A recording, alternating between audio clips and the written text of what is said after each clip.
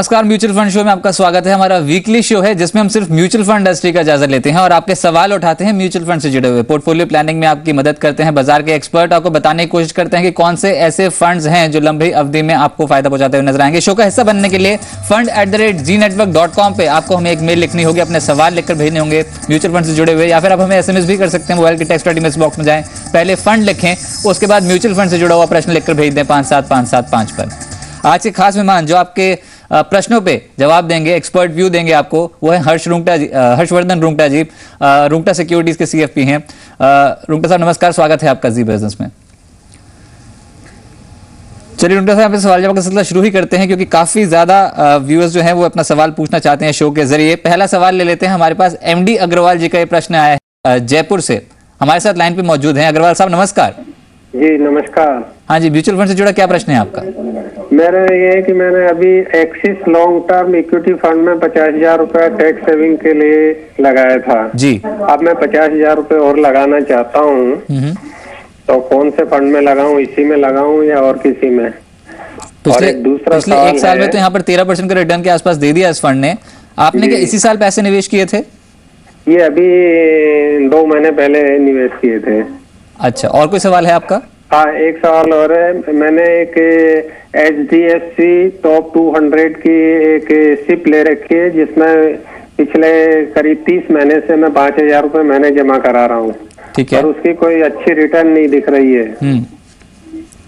ठीक है, तो दोनों प्रश्नों को ले लेते हैं। एक तो ALS स्पेन का प्रश्न है रुंगटा जी, और प्रश्न ये है कि एक्सिस लॉन्ग टर्म इक्विटी में तो उन्होंने इन्वेस्टमेंट कर दिया है, पर अब कोई और टैक्स प्लानिंग का विकल्प आप बताएं, या फिर ALS का कोई और विकल्प जो इनको पोर्टफोलियो में शामिल करना है। और दूसरा, HDFC टॉप 200 में भी इन्वेस्टमेंट किया है पर डर लग रहा है इन्हें, क्योंकि पिछले कुछ महीनों से, इनफैक्ट पिछले साल से ही यहाँ पर जो परफॉर्मेंस है वो काफी फीकी पड़ती हुई नजर आई है। क्या करें? अग्रवाल जी, आपने जो एक्सिस लॉन्ग टर्म फंड में कर रखा है वो अच्छा फंड है, लेकिन अगर आपको 50,000 रुपये और करने हैं, आपके पास एक ऑप्शन है कि आप एक दूसरी म्यूचुअल फंड को अवसर दें आपके फंड मैनेज करने के लिए। तो आपके इस प्रकार से थोड़ा फंड डाइवर्सिफाइड भी हो जाएगा अक्रॉस डिफरेंट AMCs। आप Franklin India tax shield scheme में आप निवेश कर सकते हैं, जिसमें आपको टैक्स बेनिफिट्स आपको इस साल के पूरे 1 लाख रुपए के फिर आपके हो जाएंगे। सिर्फ एक चीज़ है, अगर आपके पास अभी 5 महीने हैं ये फाइनेंशियल ईयर में, तो आप एक ऑप्शन चूज कर सकते हैं जिसमें आप ये 50,000 को डिवाइड करके 10,000 रुपया इंटू 5 मंथ्स करके आप जब निवेश करते हैं, टैक्स बेनिफिट आपको इस फाइनेंशियल ईयर में पूरा मिल जाएगा। सिर्फ ये होगा कि आप एक हर लेवल पे मार्केट के एंटर कर रहे हैं, तो उस नजरिए से ही आपका ये SIP हो जाएगा। अगर आपको अगर पैसे एक साथ चाहिए तो आपको शायद थोड़ा केयरफुल होना होगा ये सिस्टम यूज करने में। कारण ये है, आप अगर 10,000 रुपया अभी नवंबर में निवेश करते हैं तो आपके नवंबर 2016 में ये फ्री होगा, और जो दिसंबर में करेंगे वो दिसंबर 2016 में फ्री होगा। तो इस प्रकार आपके रिडेम्पशन के टाइम में शायद एक साथ आपको पैसे निकालने ना मिले, लेकिन अगर आप इस चीज से कंफर्टेबल हैं तो 5 महीने की आप SIP करिए, तो आपके इक्विटी हर लेवल पे आपको SIP के रूट से मिलेगा। दूसरा सवाल आपका था कि HDFC टॉप 200 स्कीम में आप जो निवेश कर रहे हैं आप उसके रिटर्न से खुश नहीं हैं। जी हाँ, हमने ये देखा है कि HDFC टॉप 200 एक टाइम पिछले साल तक वो बहुत अच्छा परफॉर्मेंस दे रही थी, और ये पीरियड एक उनका आया है जहाँ पे फंड का रिटर्न्स परफॉर्मेंस अपनी कैटेगरी के जो दूसरे स्कीम्स हैं उनके बराबर भी अच्छा नहीं रहा है। लेकिन मैं आपको सुझाव दूंगा कि फंड को टाइम दीजिए। हर एक्टिवली मैनेज फंड का एक साइकिल होता है, एक पीरियड होता है जब वो बहुत अच्छा परफॉर्म करते हैं, कभी उनका परफॉर्मेंस थोड़ा खराब भी होता है, लेकिन यही नेचर है एक एक्टिवली मैनेज फंड का। सो स्कीम के जो फंडामेंटल्स हैं, जो फंड मैनेजर हैं, उन्होंने पास्ट में अपने ट्रैक रिकॉर्ड है जो ये प्रूव किया है कि वो मैनेज अच्छी तरह कर सकते हैं और अच्छा परफॉर्मेंस दे सकते हैं। तो ये पीरियड में भी आप उनके साथ बने रहिए, और शायद आप 2 या 3 साल बाद उसे वापस रिव्यू करिए, और फिर आप अगर चेंज करना चाहते हैं तो उस समय कंसीडर कर लीजिएगा। फिलहाल आप उसमें बने रहिए।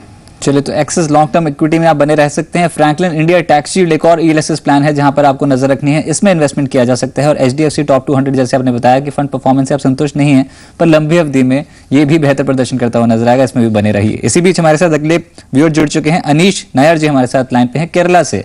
अनीश जी नमस्कार। जी नमस्कार। हाँ जी, अपना प्रश्न पूछ सकते हैं। जी, मेरा जो सवाल है, actually I am a new person to investing in mutual fund, because मैं अभी फिलहाल खाली एक ही म्यूचुअल फंड में अभी तक मैंने इन्वेस्ट किया है, that is HDFC top 200 and monthly SIP of 1,000 rupees.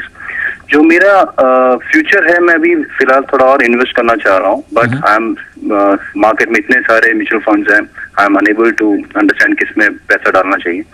मेरा जो गोल है, अगर आप मेरी गोल की बात करेंगे, so I am just looking for first for retirement plan and secondly for I am just want to buy a property by 7 to 8 years around near to 5 crores। मेरा एक ये है जी। आपने जो सवाल लेके भेजा था इसमें ये था कि 5 साल के अंदर अंदर आपको एक प्रॉपर्टी खरीदनी है जिसकी कीमत कुल 5 करोड़ है। ये मौजूदा कीमत है प्रॉपर्टी की? जी नहीं, मैं उस टाइम का एस्टिमेट कर रहा हूँ, अभी तो प्रॉपर्टी मिलेगी नहीं। फिलहाल जो मैं रेट है मैं जो कंसर्न कर रहा हूँ जो उस टाइम की होगी। चलिए ठीक है। और आपने ये भी बताया है कि जो ऑलरेडी जो इन्वेस्टमेंट है, उम्र आपने 31 साल बताई, आय आपकी है 26 लाख सालाना, 2 लाख के आसपास मान लेते हैं कि हर महीने आप कमाते हैं। पर ओवरऑल जो इन्वेस्टमेंट है वो LICs की काफी पॉलिसीज में है। इनफैक्ट जो आपने इन्वेस्टमेंट पोर्टफोलियो भेजा है हमें, उसमें सिर्फ जीवन बीमा पॉलिसी ज्यादा नजर आ रही हैं। और इसमें भी आपको बता दें कि एंडोमेंट पॉलिसीज में आपका इन्वेस्टमेंट ज्यादा है, जिसमें आपको पर्याप्त बीमा आपकी आय के हिसाब से फिर भी नहीं मिला होगा जितना आपने प्रीमियम भरा है। पर ओवरऑल पोर्टफोलियो कैसे बनाना चाहिए, कैसे आगे बढ़ना चाहिए, और जो गोल है 5 साल में 5 करोड़ का घर खरीदने का, ये क्या आपकी मौजूदा इन्वेस्टमेंट के हिसाब से पूरा होता हुआ नजर आ सकता है? इस पर राय ले लेते हैं। जो प्रश्न आपके पास भेजा गया था, जो पोर्टफोलियो उनका भेजा गया था रुंगटा साहब, कैसा लगा आपको? बीमा पॉलिसीज में इन्वेस्टमेंट ज्यादा है, म्यूचुअल फंड पे आप एलोकेशन बढ़ाना चाहते हैं, कौन से म्यूचुअल फंड पे नजर रखें और ये गोल कैसे पूरा होगा?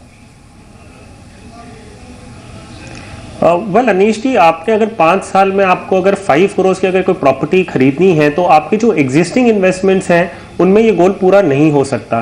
जब प्रॉपर्टी खरीदते हैं आप ध्यान रखिए 20% डाउन पेमेंट आपको खुद करना होता है, जो 1 करोड़ रुपया होता है इन दिस केस। बाकी के 4 करोड़ आप बैंक से लोन ले सकते हैं। लेकिन अगर हम ये लोन की जो रिक्वायरमेंट है वो आपकी इनकम से मैच करते हैं, सो आपकी इनकम है 2 लाख पर मंथ, इसके सामने अगर आप 4 करोड़ का लोन लेते हैं तो बैंक आपसे 4 lakh rupees a month EMI के तौर पे मांगेगा। सो उस लिहाज से अगर हम देखें तो आपको ये लोन मिलना भी शायद मुश्किल है।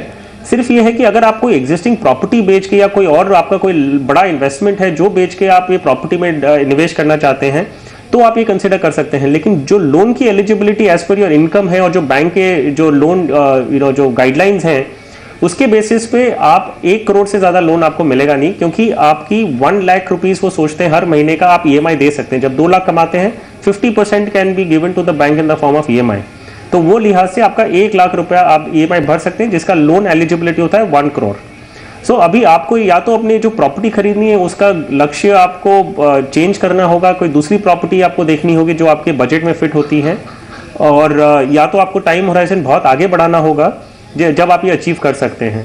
जहाँ तक हम आपके इन्वेस्टमेंट्स की बात करें, आप 1000 रुपीज इन्वेस्ट कर रहे हैं इनटू इक्विटी म्यूचुअल फंड्स, आपकी इनकम है सालाना 26 lakhs, आप लगभग 10% ऑफ योर इनकम आप LIC इंश्योरेंस पॉलिसीज में भर रहे हैं, इन्वेस्टमेंट ओरिएंटेड पॉलिसीज में। ये आपकी उम्र के हिसाब से जो 31 ईयर्स की एज है और आप रिटायरमेंट आपने एक गोल बना रखा है अपनी लाइफ का, ये पर्पस आपका सॉल्व नहीं होगा। ये जो इन्वेस्टमेंट्स आप एग्जिस्टिंगली कर रहे हैं वो आपको इन्फ्लेशन भी बीट करने में मदद नहीं करेंगे। आपको जो अपना पोर्टफोलियो बनाना होगा उसमें इक्विटीज बढ़ानी होगी, क्योंकि आपके पास करीबन 25 साल अभी और हैं बिफोर यू रिटायर। सो मेरा सुझाव आपके लिए ये रहेगा कि आप एक रैंडमली कोई भी इक्विटीज में एलोकेशन बढ़ाना है तो कितना बढ़ाना है, कोई भी एक रैंडम डिसीजन मत लीजिए। आपके प्रोफाइल के हिसाब से मैं आपको सुझाव दूंगा कि आप एक फाइनेंशियल प्लानर से एक 1-to-1 मीटिंग करें, जिसमें आप डिस्कस करिए आपकी रिस्क टेकिंग एबिलिटी क्या है, आप और कैसे अपने आप इक्विटीज में कितनी आपको समझ है और किस फंड में आप निवेश कर सकते हैं। ये सारे प्रश्न जो हैं आप एक फाइनेंशियल प्लानर से 1-to-1 मिले और फिर डिसीजन लें कि आपको कैसे अपने फंड्स को एलोकेट करना है। ये आपकी प्रोफाइल के लिए हिसाब से ज्यादा बेहतर होगा। चलिए इसी बीच अगले व्यूअर के पास चलते हैं। सुबोध जी हमारे साथ कोलकाता से मौजूद हैं। सुबोध जी नमस्कार। नमस्कार। हाँ जी, क्या प्रश्न है आपका? हमारा प्रश्न है कि हमारा वो 15 लाख फिक्स डिपॉजिट में रखा हो, उसका 10.5% इंटरेस्ट मिलता है जी, तो आपको कौन सा म्यूचुअल फंड में रखने से उससे ज्यादा मिल सकता है? 10-10.5% ब्याज मिलता है बैंक खाते में, बैंक FD में आपको। अब चाहते हैं कि इससे बेहतर रिटर्न मिले। उम्र 62 साल आपने बताई है। हाँ। और जो आपका लक्ष्य है वो नियमित आय पाना है, क्या मैं ठीक हूँ? हाँ, नियमित आय पाना। हर महीने आपको अमाउंट चाहिए वापस।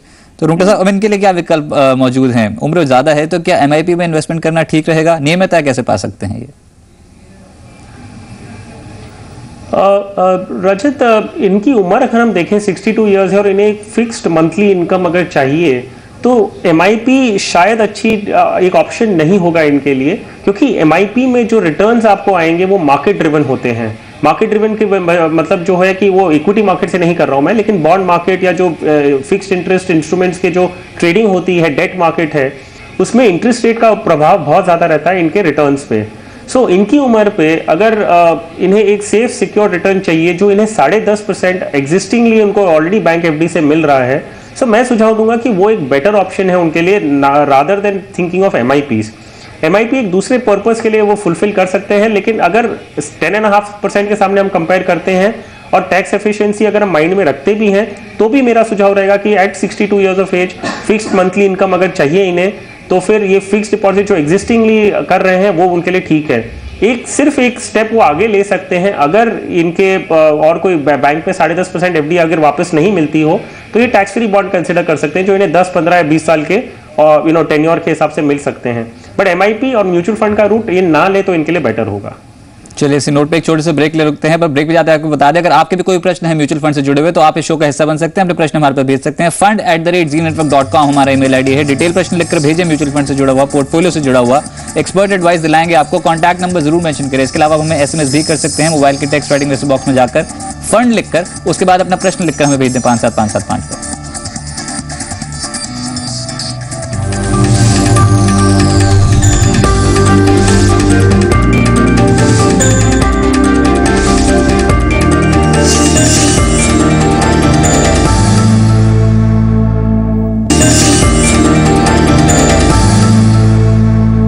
ब्रेक के बाद म्यूचुअल फंड शो में आपका स्वागत है। आज हर्षवर्धन रुंगटा जी हमारे साथ जुड़े हैं, CFP रुंगटा सिक्योरिटीज की, और मदद कर रहे हैं पोर्टफोलियो प्लानिंग में। आपके म्यूचुअल फंड्स में आपको कौन से विकल्पों का चुनाव करना है, इस मुद्दे पर चर्चा कर रहे हैं, सवाल जवाब ले रहे हैं आपके शो के जरिए। अगले प्रश्न की ओर बढ़ते हैं, और ये प्रश्न जो है ये ईमेल के जरिए आया है। दीपक जी का प्रश्न है उत्तर प्रदेश से, और रुंगटा साहब इनका कहना है कि इनकी उम्र जो है वो 36 साल है, 10,000 हर महीने अपने 2 बच्चों के लिए इन्वेस्टमेंट करना चाहते हैं। एक की उम्र 3 साल है और एक की 8 साल। 15 से 20 साल का नजरिया है, किस तरीके से आगे बढ़ें, पोर्टफोलियो कैसे बनाएं जहां पर ज्यादा से ज्यादा आमदनी होती हुई नजर आए। वेल रजत, मैं इन्हें सुझाव दूंगा कि ये 5,000 रुपया जो है वो 2,500 रुपये में डिवाइड करें, दोनों बच्चों के नाम पे 2,500 रुपया करें, तो 5,000 रुपया इस प्रकार से हो जाएगा।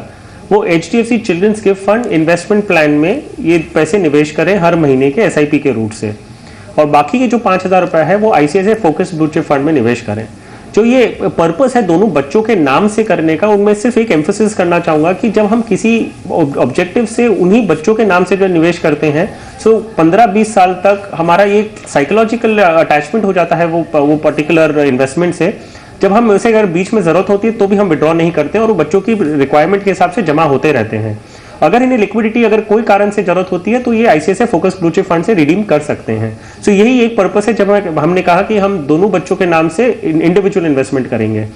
HDFC इक्विटी जो चिल्ड्रंस गिफ्ट फंड है इन्वेस्टमेंट प्लान, इसमें 80% इक्विटी में होता है, 20% डेट में होता है। सो लॉन्ग टर्म में ये इनके पोर्टफोलियो में एक अच्छी स्टेबिलिटी भी देगा, बच्चों के नाम से अच्छी कॉर्पस इकट्ठा होगी। सो इस प्रकार वो अपना पोर्टफोलियो बना सकते हैं। और ये पोर्टफोलियो जो है, जो ICICI focus blue chip fund की बात कर रहा हूँ, वो 2 साल बाद रिव्यू कर सकते हैं कि परफॉर्मेंस अच्छा है और उसमें बने रहना चाहते हैं कि नहीं। HDFC चिल्ड्रंस गिफ्ट फंड में एक लॉक इन ऑप्शन है, अगर वो चाहें तो लॉक इन ऑप्शन चूज कर सकते हैं, जिसकी वजह से जब तक बच्चे 18 साल के नहीं होते पैसे कोई भी विड्रॉ नहीं कर पाएगा। सो ये एक ऑप्शन है, जरूरी नहीं कि आपको ये चूज करना है, जो इन्हें सुविधा होती है वो ये ऑप्शन वो सिलेक्ट करके इन्वेस्टमेंट शुरू कर सकते हैं। ठीक है, तो 2 फंड्स आपके पोर्टफोलियो के बता दिए गए हैं। HDFC चिल्ड्रंस गिफ्ट फंड है, इसमें इन्वेस्टमेंट कर सकते हैं आप, और ICICI फोकस ब्लू चिप, दोनों ही फंड्स पोर्टफोलियो में शामिल कर सकते हैं, फायदा होता नजर आएगा। और जो रिटर्न्स के बारे में आपने बात की, अगर 20 साल तक कंटिन्यूसली 10,000 रुपये हर महीने इन्वेस्टमेंट करते चले जाते हैं और 10% ही मात्र रिटर्न मिल जाता है हर साल, तब भी पोर्टफोलियो में 76 लाख के आसपास जमा हो जाएंगे, 12% रिटर्न मिल जाएगा, 1 करोड़ तक की राशि अपने पोर्टफोलियो में आप जमा पाएंगे। पर नियमित इन्वेस्टमेंट करें, फायदा होता हुआ नजर आएगा। इसी बीच हमारे साथ नीलेश जी जुड़ चुके हैं वडोदरा से अपना सवाल पूछने के लिए। नीलेश जी नमस्कार। नमस्कार सर, गुड इवनिंग सर। हाँ जी, अपना सवाल सर, मेरा सवाल ये है कि मेरा SIP चल रहा है 3 फंडों में, IDFC प्रीमियर इक्विटी जी, GTI अपॉर्चुनिटीज और रिलायंस इक्विटी अपॉर्चुनिटीज। तो सर ये क्या तीनों फंड का सिलेक्शन सही है या मुझे इसमें कुछ बदलाव करना चाहिए? और मेरा दूसरा सवाल ये है कि यदि 5 से 7 साल बाद यदि इसमें प्रॉफिट मिलता है तो प्रॉफिट बुक कर लेना चाहिए या फिर इसमें वेट करना चाहिए? अच्छा, पर नजरिया क्या है, कब तक आप इन्वेस्टमेंट कर सकते हैं? हाँ, नजरिया तो सर 15 से 20 साल का है, लेकिन यदि ज्यादा मुनाफा मिलता है तो क्या पार्शियल यूनिट को रिडम्पशन करना चाहिए? काफी बेहतर प्रश्न है। UT opportunities, IDFC premier equity, Reliance equity opportunity, Rungta साहब सभी का प्रदर्शन काफी बेहतर है, तो क्या पोर्टफोलियो में बने रहें? और सवाल ठीक है, अगर बाजार में तेजी आ गई, फिलहाल तो दबाव है, अगर तेजी आ गई और 5 साल में आउट परफॉर्म कर गए सारे फंड्स, तो क्या मुनाफा बुक कर लें? हालांकि नजरिया 15 से 20 साल का है। वेल नीलेश जी, आप महीने का 4,000 रुपए निवेश कर रहे हैं और आपके इस 4,000 में 3,000 रुपए जो जा रहे हैं वो mid and small cap funds में जा रहे हैं, 1,000 जो है वो लार्ज कैप फंड्स में है। अगर आपने ये कॉन्शियसली डिसीजन लिया है कि आपको ज्यादा weightage mid and small cap funds में चाहिए, तब ये ठीक है। तो ऐसा जरूरी नहीं है कि आपका अगर ज्यादा वेटेज मिड कैप या स्मॉल कैप फंड में तो गलत है, मैं वो नहीं कह रहा हूँ। वैसे भी कह रहा हूँ कि आपको जानना होगा और ये समझ के अगर आपने निवेश किया है तब ठीक है। अगर ये नहीं है, आपने सिर्फ स्कीम के नाम देख के निवेश किए हैं, तब मैं सुझाव दूंगा कि आप एक मिड कैप फंड में से 1,000 रुपए कम करके आप यूटीआई अपॉर्चुनिटीज फंड में कर दें, तो आपके जो इन्वेस्टमेंट होंगे 50-50% हो जाएंगे। 2,000 रुपए आपका यूटीआई अपॉर्चुनिटीज फंड में होगा और 2,000 रुपए मिड कैप फंड में, जो आप IDFC premier equity fund retain कर सकते हैं, रिलायंस इक्विटी अपॉर्चुनिटी बंद कर सकते हैं। दूसरा सवाल आपका था कि अगर आपको मुनाफा दिखता हुआ दिखे तो आपको उसमें से पार्ट रिडेम्पशन करना चाहिए कि नहीं। मैं आपको सुझाव दूंगा कि आप मत करिएगा, ऐसा ये तरीका नहीं है आपको इन्वेस्टमेंट्स करने का। आप देख रहे हैं कि 5 साल बाद अगर आपको एक अच्छा उछाल मिल जाता है मार्केट में तो आपको प्रॉफिट बुक करनी चाहिए। हम ये नहीं जानते कि 5 साल बाद जो उछाल आप देखेंगे कि वो एक पीक है, ऐसा हो सकता है कि मार्केट उसके ऊपर भी फिर से जाएगा। आपका जब नजरिया 15 साल का है, आपको अपने ऑब्जेक्टिव्स को मीट करने के लिए आपको वेट करना चाहिए। इक्विटी मार्केट्स में ऐसा पीरियड आता है जो एक लंबे अरसे तक बहुत फ्लैट रिटर्न्स रहते हैं, लेकिन 1 या 2 साल में भी आपको वैसा जंप मिल सकता है जो पूरे 8 साल का फ्लैट रिटर्न्स को वो 14-15% रिटर्न्स, एवरेज रिटर्न्स कर देते हैं। सो आप अगर मार्केट को टाइमिंग करने की कोशिश करेंगे तो आप शायद वो जो उछाल आना है, पीक के बाद भी अगर कोई उछाल आना है तो वो आप मिस कर दें। आपके अगर टाइम होराइजन 5 साल का है तब आप 3 साल के बाद ही शायद निकालना चालू कर देंगे, लेकिन 15 साल का होराइजन होते हुए अगर 5 साल में प्रॉफिट्स मिल रही है तो जी नहीं, आपको वो नहीं काम करना चाहिए। आपको वेट करना चाहिए जब तक आपके गोल्स मीट नहीं करते।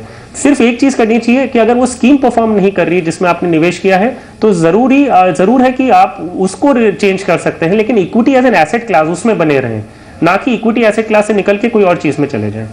और नीलेश जी, ज्यादा से ज्यादा इन्वेस्टमेंट करने पे आप फोकस रखें, क्योंकि 15 साल बाद 4,000 रुपए हर महीने के इन्वेस्टमेंट करते चले जाते हैं और 10% सालाना रिटर्न मिल जाता है, तब भी 16.5 लाख के आसपास यहाँ पर राशि जुड़ती हुई नजर आएगी, जो उस समय के हिसाब से हो सकता है आपके लिए पर्याप्त ना हो। तो जैसे जैसे आय बढ़ते जाए और इन्वेस्टमेंट करने पर फोकस रखें, ज्यादा से ज्यादा राशि जमा होगी पोर्टफोलियो में। लंबी अवधि के लिए इन्वेस्टमेंट प्लान करें, ना कि छोटी अवधि के लिए। इसी नोट पर एक छोटे से ब्रेक के लिए रुकते हैं, जल्द लौटेंगे। आप देखते रहिए म्यूचुअल फंड शो।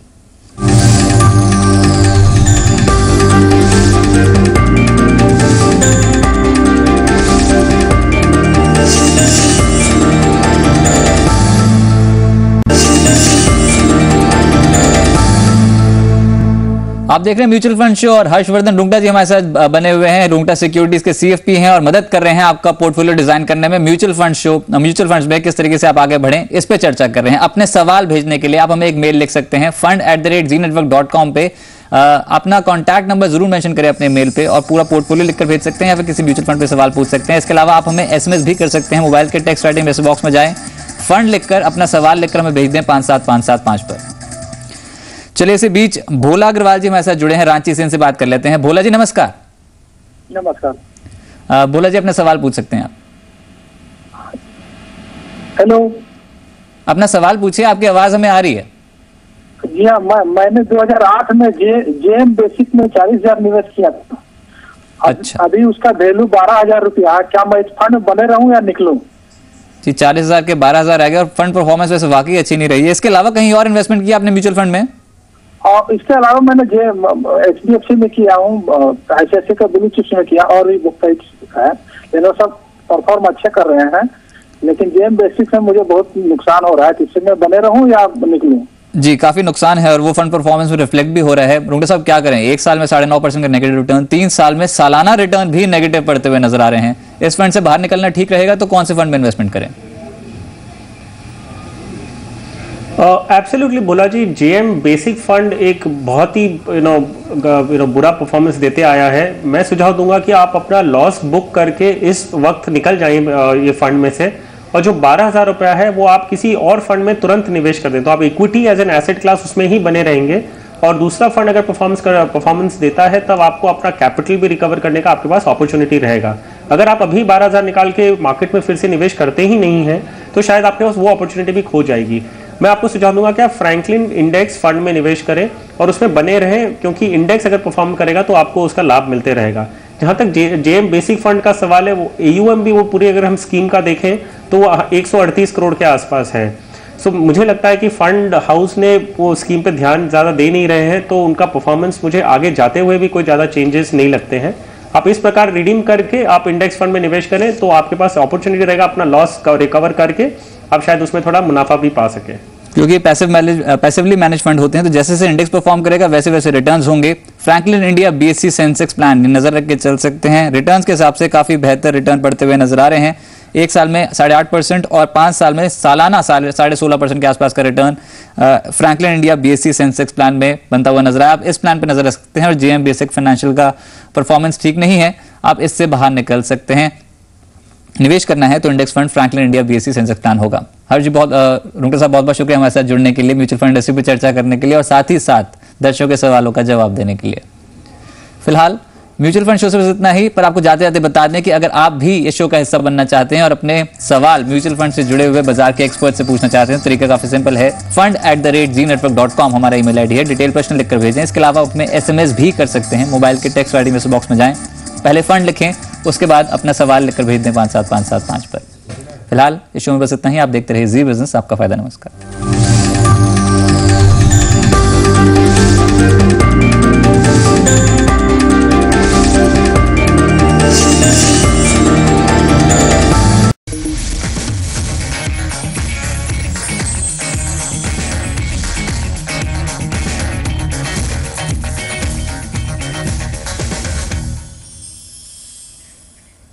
नमस्कार, स्वागत है आपका मनी मैटर्स फॉर वुमेन में। मैं हूं चारू गर्ग। हम बात कर रहे हैं महिलाओं की फाइनेंशियल प्लानिंग की। अगर महिलाओं के कोई भी फाइनेंस रिलेटेड सवाल है वो हमसे जुड़ सकती हैं। आज हमारे साथ जुड़े हैं हर्षवर्धन रुंगटा, जो है सर्टिफाइड फाइनेंशियल प्लानर। हर्षवर्धन जी, स्वागत है आपका शो में।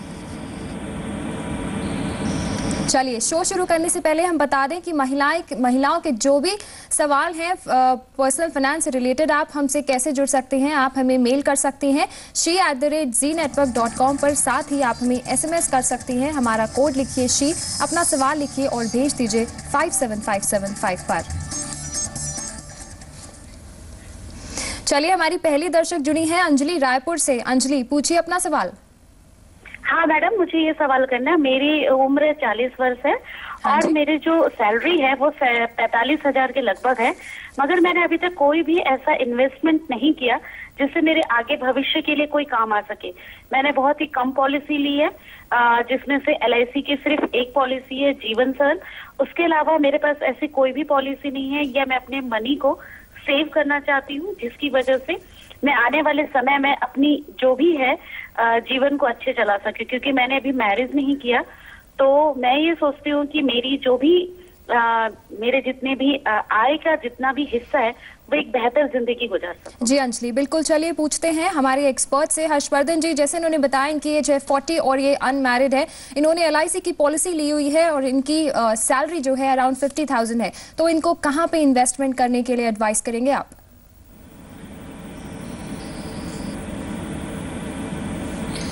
वेल अंजलि जी, अगर आपने मेंशन अपने मेल में ये भी किया है कि आप एक गवर्नमेंट एम्प्लॉई हैं, और तो मैं आपको सुझाव दूंगा कि आप अगर इन्वेस्टमेंट करना चाहती हैं तो आप एक पोर्टफोलियो बनाएं जिसमें आपके बैलेंस्ड इन्वेस्टमेंट्स होंगे, आपके डेट भी होंगे, इक्विटीज़ भी होंगी। करंटली आपकी सैलरी में से काफ़ी डिडक्शंस हो रहे होंगे, जो GPF में या आपके पेंशन के जो सुपर एन्युएशन प्लान होते हैं उसमें आपके ऑलरेडी इन्वेस्ट हो रहा है, जो एक डेट बेस्ड होते हैं। मेरा सुझाव आपके लिए रहेगा कि आप एक ELSS स्कीम्स सोचिए अपने पोर्टफोलियो में इंक्लूड करना, जिससे आपको टैक्स बेनिफिट्स भी मिलेगा। आपने अपने मेल में ये भी लिखा था कि आपको टैक्स सेविंग इंस्ट्रूमेंट्स के हिसाब से भी इन्वेस्ट करना है। सो अगर हम आपके पोर्टफोलियो में देखें कि डेट आपके पोर्टफोलियो में ऑलरेडी है, आपके पास ऑप्शन है कि अभी आप इक्विटीज़ ऐड करें। इक्विटीज़ अगर आप ELSS स्कीम के जरिए करते हैं तो आपको टैक्स बेनिफिट भी मिलता है, और लॉन्ग टर्म जो इक्विटीज़ के बेनिफिट्स होते हैं वो आपके कॉर्पस में बनते रहते हैं। अगर हम रिटायरमेंट एज अ गोल लेके चलें, आपके पास करीबन 18 साल हैं जब तक आप रिटायर होंगी, इक्विटीज़ लॉन्ग टर्म में आपके लिए ये फ़ायदा देगा। बाकी जो इन्वेस्टमेंट्स आप टैक्स सेविंग के लिए कर सकते हैं और साथ में आप इसे अपने रिटायरमेंट के लिए भी अगर जोड़ना चाहते हैं, ऑप्शन आपके पास है पीपीएफ। अगर आप इक्विटी से कंफर्टेबल नहीं है, आपको ऐसे आपने ऑलरेडी कोई इन्वेस्टमेंट किया नहीं है, तो आप शायद आपको थोड़ा वक्त लगे जब तक आप ये कंफर्टेबल हों। अगर आप चाहें तो थोड़ा पैसे आप अपने पीपीएफ में भी लगा सकते हैं, लेकिन जैसे मैंने कहा कि आपके ऑलरेडी आपका इन्वेस्टमेंट डेट में हो रहा है, आप ईएलएसएस स्कीम अगर कंसिडर करते हैं आपके लिए बेहतर होगा। इसमें आपको टैक्स बेनिफिट भी मिलेगा। आपके पास मैं आपको 2 स्कीम्स बता देता हूं, आपका अमाउंट कितना है उस पर डिपेंड करते हुए आप इन स्कीम्स में डिवाइड कर सकते हैं। Canara Robeco equity tax saver और फ्रैंकलिन इंडिया टैक्स शील्ड, आप इन दोनों स्कीम्स में अपना निवेश शुरू कर सकते हैं। इनमें एक लॉक इन पीरियड होता है 3 साल का। 3 साल का लॉक इन पीरियड का मतलब ये नहीं है कि 3 साल बाद आपको उसे रिडीम करना है। 3 साल एक वो पीरियड है जिसमें आप निकाल नहीं सकती।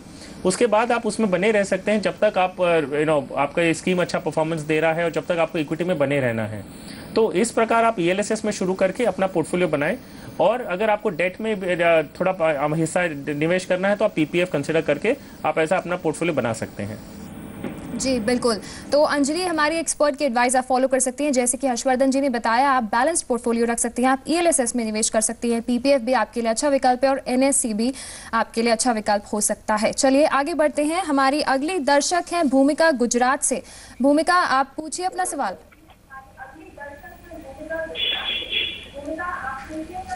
जी भूमिका, हाँ जी, सवाल पूछिए अपना। हेलो। हाँ जी, हम सुन पा रहे हैं, आप अपना सवाल पूछ सकती हैं। हाँ, मैं 5 साल के रिटर्न, मैं अगले 5 साल के टर्म पर कुछ इन्वेस्ट करना चाहती हूँ। तो हर 5 साल में अच्छा रिटर्न मिले, ऐसी कोई स्कीम कर मैं कहाँ रोक सकती हूँ? जी चलिए पूछते हैं हर्षवर्धन जी से।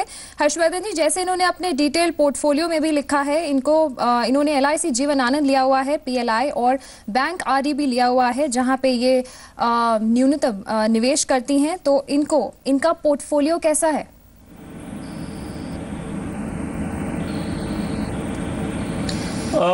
चारू, अगर हम इनका पोर्टफोलियो देखें तो सारा इनका जो इन्वेस्टमेंट्स है, जिन्होंने अपने मेल में भेजा था, जो रिकरिंग डिपॉजिट कर रहे हैं, जो इंश्योरेंस पॉलिसीज ले रखे हैं, तो इनका सारा जो इन्वेस्टमेंट है वो जा रहा है डेट में, इंश्योरेंस पॉलिसीज के रूप में या फिक्स डिपॉजिट के रूप में आप देखिए। मैं आपके बाकी दर्शकों को भी अगर एक चीज़ कहना चाहेंगे हम, कि अगर आप 100% अपना इन्वेस्टमेंट्स डेट में कर रहे हैं, ये समझ के कि इक्विटीज़ में रिस्क है या कोई और दूसरे एसेट क्लास में रिस्क है, तो अगर आप 100% डेट में कर रहे हैं तो ये भी एक बहुत बड़ा रिस्क अपने आप में है। क्या रिस्क है इसमें? वो है इन्फ्लेशन का रिस्क। हम ये देखते हैं कि अगर हम इक्विटीज़ में निवेश करते हैं, 100 रुपये हमने निवेश किया, अगले साल शायद ये थोड़ा कम हो जाए, इक्विटी मार्केट बहुत फ्लक्चुएटिंग रहते हैं, तो अगर हम 100 रुपये अगर डेट में कर रहे हैं तो उसमें भी आपका कैपिटल इरोड हो रहा है, क्योंकि इन्फ्लेशन आपके जो परचेसिंग पावर है पैसे का, वो ऐसे भी घटाते जा रहा है। तो इस प्रकार हम ये नहीं कह रहे हैं कि भाई आप 100% डेट में मत करिए, वो बात नहीं है। कोई भी पोर्टफोलियो आपको एक बैलेंस पोर्टफोलियो बनाना चाहिए, जिसमें इक्विटी होता है, डेट होता है, थोड़ा प्रेशियस मेटल्स होते हैं जो गोल्ड या सिल्वर के रूप में, आप रियल एस्टेट में भी एक्सपोजर ले सकते हैं। आपकी इनकम और जो आप लॉक इन पीरियड देखते हैं वो आपके जब तक ये पैसे आपके निवेश कर सकते हैं, ये सब नज़र में रखते हुए आप ये सारे एसेट्स में आपके बैलेंस होना चाहिए। जहाँ तक इनका सवाल है, इन्होंने अभी जो सारे पैसे कर रखे हैं वो है डेट में। उसी चीज़ को उसी लिहाज को नज़र में रखते हुए मैं ये सुझाव दूंगा इन्हें कि ये थोड़ा, जैसे हमने अंजलि के बारे में अंजलि से कहा था, उसी प्रकार मैं इनसे भी कहूँगा कि ये थोड़े पैसे अपने इक्विटीज़ की तरफ नज़र करें। 5 इयर्स का इनका होराइजन है, तो 5 इयर्स के होराइजन से अगर ये एक बैलेंस्ड फंड लेते हैं जिसमें इक्विटी कंपोनेंट ज़्यादा होता है, HDFC प्रूडेंस फंड एक ऐसा प्रोडक्ट है जिसमें 75% इक्विटीज़ में होता है और 25% डेट में होता है, तो ये पर्टिकुलर प्रोडक्ट में निवेश कर सकते हैं, जिसमें इन्हें एक बैलेंस्ड नज़रिए से 5 साल का टाइम होराइजन रहेगा। तो जो भी आगे के पैसे निवेश करना चाहते हैं, SIP के जरिए या STP के जरिए ये HDFC प्रूडेंस फंड में निवेश कर सकते हैं। जी बिल्कुल हर्षवर्धन जी, जैसे आप बता रहे हैं इनका सारा इन्वेस्टमेंट जो है अभी डेट की तरफ है, तो इनको एलोकेशन जो है वो प्रॉपर्ली सारे ऑप्शंस ये देख सकती है। म्यूचुअल फंड्स के इक्विटी में भी इन्वेस्ट करने की एडवाइस ये देख सकती हैं। चलिए अभी रुकते हैं एक छोटे से ब्रेक के लिए, कुछ और सवालों के साथ हाजिर होंगे। आप देखते रहिए money matters for women.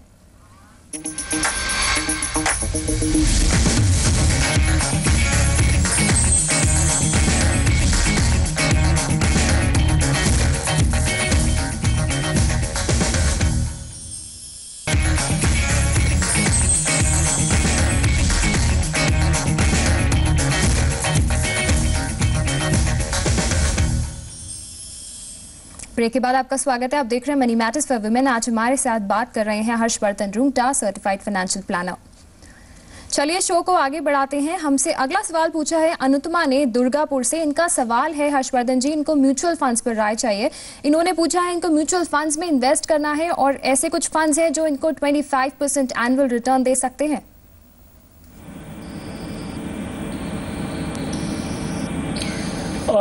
Well Charu, जो इनका म्यूचुअल फंड में निवेश करने का जो इनका क्वेश्चन था कि हमें किस फंड में निवेश करना चाहिए, एक कॉमन मिथ है कि अगर हम म्यूचुअल फंड्स की बात करते हैं तो वो 100% इक्विटी की बात हो रही है।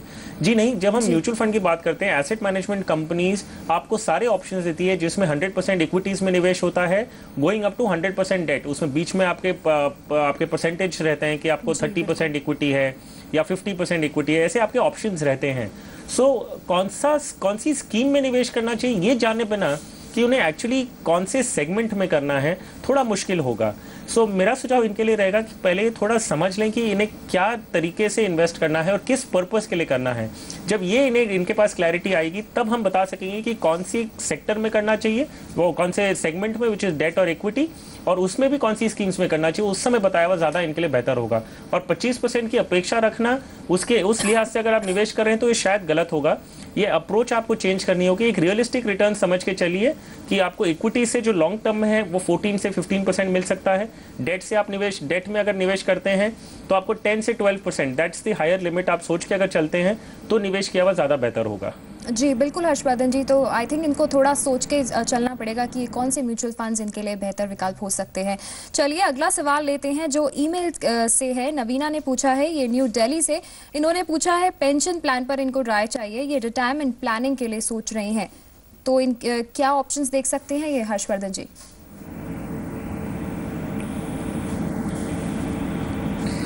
वेल चारू, अगर ये पेंशन इंश्योरेंस कंपनी के थ्रू चाहती हैं, जैसे इनके मेल में था कि इन्हें स्पेसिफिकली पेंशन इंश्योरेंस पॉलिसीज लेनी है और यूलिप नहीं लेना है, तो अगर हम इस चीज़ को अगर नज़र में रखते हुए देखें तो पहली आपको इन्हें ये ध्यान में रखना होगा कि जो भी ये डिसीजन इंश्योरेंस कंपनी के थ्रू ले सकती हैं वो इन्हें 1 जनवरी 2014 के बाद ही लेना होगा, क्योंकि IRDA के जो करंट गाइडलाइंस हैं उनके हिसाब से सारी पॉलिसीज जो एग्जिस्टिंग ऑन द शेल्फ है वो उन्हें 31 दिसंबर तक बंद करनी होगी। सो इन अ फेस्ड मैनर इंश्योरेंस कंपनीज ने अपने प्रोडक्ट्स बंद करना चालू कर दिए हैं, जिसमें health products and pension products पहले से ही बंद हो चुके हैं।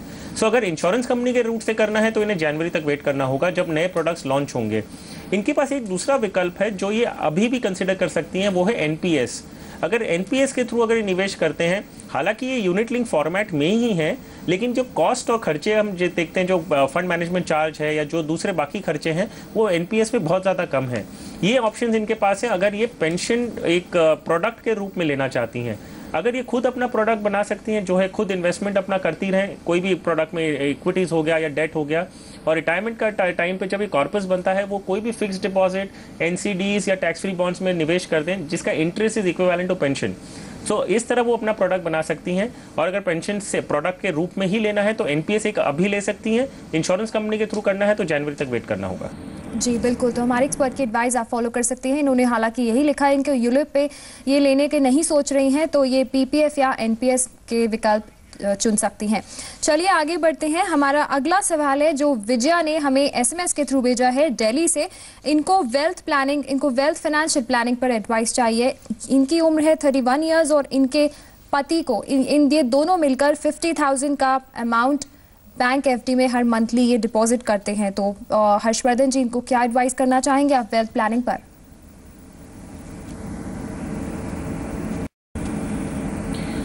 वेल चारू, अगर हम इनके सवाल से एक कॉमन आंसर जो हर निवेशक सोचता है कि वो अपनी फाइनेंशियल प्लानिंग कहाँ से शुरू करें, क्योंकि इतने सारे एस्पेक्ट्स अपने लाइफ में होते हैं कि एक डिसाइड करना कि हम शुरू कहाँ से करें, तो इसके लिए हम एक 4 बेसिक बिल्डिंग ब्लॉक्स बोलते हैं। पहला है risk of living too short. इसका मतलब यही है कि हम अगर हमारी कमाती उम्र में अगर हमें कुछ अनफॉर्चुनेटली कुछ हो जाता है, हमारे साथ हमारी डेथ हो जाती है, तो हमारे जो सर्वाइविंग में फैमिली मेंबर्स हैं उनके जो फाइनेंशियल सिक्योरिटी आप कैसे प्रोवाइड करेंगे कि उनको हर महीने उनके जो खर्चे की जो रकम है वो उन्हें मिलती रहे। तो इसीलिए आप एक एसेट्स अपने एक इवैल्यूएशन करते हैं कि आपके एसेट्स कितने हैं। अगर एसेट सफिशिएंट है कि वो उनके इंटरेस्ट से अगर जो मंथली एक्सपेंसेस मिलते रहें तो ठीक है, अगर नहीं है तो आपको एक इंश्योरेंस पॉलिसी लेनी होती है। आप एक टर्म प्लान की तरह जरिए आप ये गैप जो है फिल करते हैं। तो आप एक टर्म पॉलिसी लेते हैं कि अगर आपको अनफॉर्चुनेटली एक अनटाइमली डेथ हो जाती है तो फैमिली फाइनेंशियली प्रोटेक्टेड रहती हैं। दूसरे एस्पेक्ट जो आपको अपनी लाइफ में देखने होते हैं वो risk of living too long. अगर आप एक कमाती हुई उम्र के बियॉन्ड आप जीते हैं तो there are some kind of आपको पैसों की जरूरत होती है जिससे आप अपना खुद का खर्चा निकाल सकते हैं। तो इस प्रकार आप एक सेविंग्स बनाते हैं जो लॉन्ग टर्म है। तो आप एक इक्विटी, डेट, इन सब तरीके से एक सेविंग्स, एक इन्वेस्टमेंट पोर्टफोलियो बनाते हैं जो आपको रिटायरमेंट के टाइम पे काम आएगा। तीसरा है रिस्क ऑफ लिविंग डेड। अगर कोई कारण से हमारी इलनेस की वजह से या एक्सीडेंट की वजह से हम परमानेंटली डिसेबल्ड हो जाते हैं तो हमारी कमाने की जो क्षमता है वो कम हो जाती है या बंद हो जाती है। तो इस रिस्क को आप कैसे हैंडल करते हैं? आपके पास एक इंश्योरेंस पॉलिसीज अवेलेबल होती हैं जो इलनेस और एक्सीडेंट को कवर करती हैं। क्रिटिकल इलनेस पॉलिसीज होती हैं, पर्सनल एक्सीडेंट पॉलिसीज होती हैं। तो इस तरीके से आप अपना risk of living dead cover कर सकते हैं। चौथी चीज़ है वो है इमरजेंसी फंड्स। आपके कभी भी कोई मेडिकल एक्सपेंसेस आते हैं या घर की मरम्मत करनी होती है या कोई भी अनफोर्सिन एक्सपेंस आता है तो आपके पास वो फंड अवेलेबल होना चाहिए जहां से आप वो चीज़ को आप इसकी आप उसे मीट कर सकते हैं। तो ये चार चीज़ अगर आप अपने शुरुआत के तौर पे रखें तो एक फाइनेंशियल प्लानिंग एक बहुत अच्छी तरह बन सकती है। और आप इसके बाद जो है फाइनेंशियल प्लानिंग कंटिन्यूस प्रोसेस है। खाली ये सिर्फ चार चीज़ करने से आपकी फाइनेंशियल प्लानिंग नहीं होती है। कंटिन्यूसली आपको इसे इवेल्युएट करना होता है और जो अपनी लाइफ में चेंजेस होते हैं उसके हिसाब से आप इसे मॉडिफाई करके अपडेट करते रहते हैं। इस प्रकार आप ये विजया जी हमारे अपनी खुद की फाइनेंशियल प्लानिंग कर सकती हैं और आगे जाते हुए वो इन्हें अपडेट और इसे रिव्यू करती रहे। जी बिल्कुल हर्षवर्धन जी, ये तो बात करिए आपने टर्म प्लान की। इनको क्या आप म्यूचुअल फंड में भी इन्वेस्ट करने की एडवाइस देना चाहेंगे, और अगर देना चाहते हैं तो कौन से कुछ म्यूचुअल फंड्स आप सजेस्ट कर सकते हैं?